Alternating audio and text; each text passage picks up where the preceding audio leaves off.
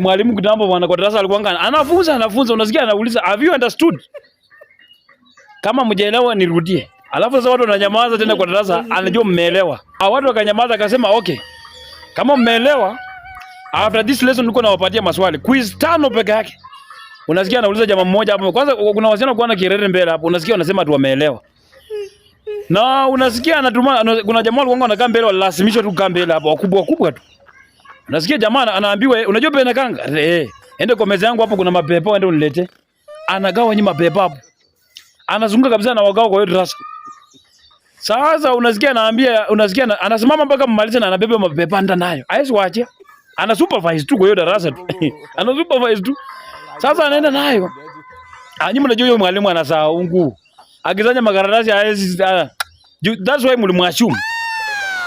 Sasa wakati anaenda nayo, wakati anabeba makaratasi anaenda nayo, yeye mnajua hiyo ametulenga mnaanza makelele yenyu.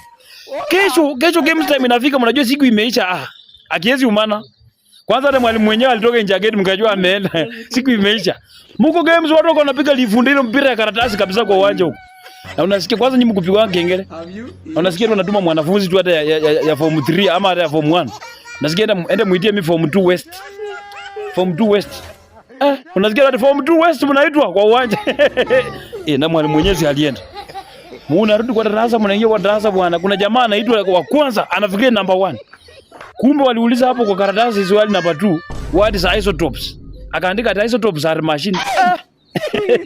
Huyu jamaa alipitanga tu kama mpata kofi ya kichwa tu anapiga magoti usipatikane kama umesimama staff room. Enda aambia deputy nimekutuma. Na ukimaliza deputy usitoke hapo ngoje tu hapo. Sasa vibogo inatembea hapo kwa mgongo mnatoa sote alafu mnalala tu hapo. Kwa sababu mlisema mmeelewa. Aliuliza mkanyamaza arudie mkanyamaza.